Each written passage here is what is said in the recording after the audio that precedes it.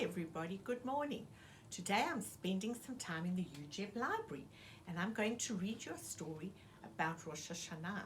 It's a beautiful story. During Chodesh Elul, we try really hard to do mitzvot, and this story is written about two neighbors who try to be best friends with each other doing mitzvot. It's called Are We Still Friends? And it's written by Ruth Horowitz, and the illustrator, the person who drew the pictures, is Blanca Gomez. Let's have a look. Are we still friends? I wonder who it's about. Beatrice and Abel lived side by side with a low stone wall between them. Abel grew apples and Beatrice raised bees. They were the finest of friends indeed, and they were the bees and the trees. In summer, when honey filled Beatrice's hives, she hollered, "Hello, Abel, are you free?"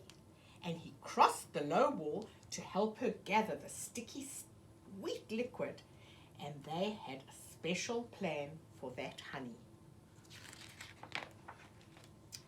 In autumn, when the apples filled Abel's trees, he called, "Hello, bee, please," and she crossed the wall to help harvest the ripe red fruit. Abel's apples dipped in bees' honey would make the sweetest Rosh Hashanah treat. In the winter, the bees and the trees rested, so Beatrice and Abel rested too. Side by side, they spread crispy toast with apple butter and sipped warm tea sweetened with the honey. Oh, look at this. Beatrice and Abel needed each other all year, but especially in springtime. Abel's trees were filled with flowers. Can you see the bees buzzing around the flowers? I wonder what they're doing. Beatrice's bees needed flower nectar to make their honey. Abel's trees needed bees to spread the pollen to make their fruit. Back and forth across the wall, the bees flew, until one spring morning, whack! Abel smacked into the branch. Ouch! Smack! Startled a bee. Zing! The bee stung Abel right on the nose. Yow! Abel yammered. Whee! Well, across the wall, Beatrice heard Abel squeal. What a silly laugh, she thought. Whee! She laughed back. Was Bee laughing at him, Abel wondered. He rubbed his sore nose. Blasted Bee, he bellowed. Oh, was Abel talking to her, Beatrice wondered. Don't you bellow at me, she yelled. Pie face. Pie face? Spluttered Abel. Well, you're a fuzz brain. A wormy core, fuzz brain. Back and forth the words flew until Beatrice and Abel marched into their houses and slammed the doors behind them. There sat Abel, his hurt ripening like a big round apple. Pie face, he spluttered. I don't need her or her bees. And there sat Beatrice, her anger buzzing like an irate insect. Fuzz brain, she muttered. I don't need him or his trees.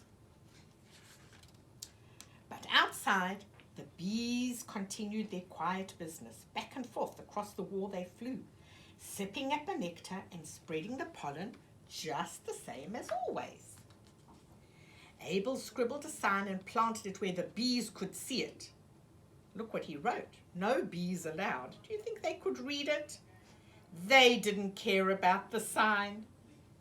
Beatrice built a fence to keep the bees on her side. But the bees didn't care about the fence. Up in his attic, Abel gathered a tumble of junk and piled it all on the wall. Down in the basement, Beatrice found a mishmash of trash, and she stacked it all up on Abel's jumble. Sour apple, snarled Beatrice. Fuzz brain, Abel answered. And you know what the bees did? You know what they did. But Beatrice and Abel didn't care. And higher they stacked and piled until plunk, something slipped. Clunk, something dipped. And with a clatter and a crash, the whole teetering mass tumbled into the bee yard. What a mess! In all the tangle, there was no sign of Beatrice. Wonder where she is. Hello! Abel called. No answer. Hello! Abel shouted. Where was she? Then he heard something. It could have been the bees or the wind in the trees, but it seemed to be coming from the pile, and it seemed to be saying, hello? Hello? Abel called. Hello! Oh, look at the worried look on his face. At last, Abel found her. Hello, bee, he whooped. I thought I'd lost you. Hello yourself. I thought you didn't care. Abel offered a hand and helped her to climb out.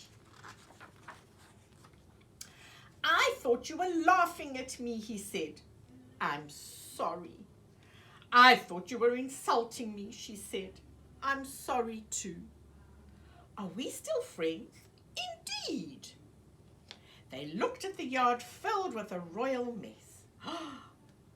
I'll put everything in apple pie order, Abel promised, and I'll help, Beatrice said. And side by side, they cleared everything up. Remember, they said sorry. Back in Abel's kitchen, they spread crispy toast with apple butter and sipped warm tea with honey. We're numbskulls, said Beatrice. Mush minds, said Abel.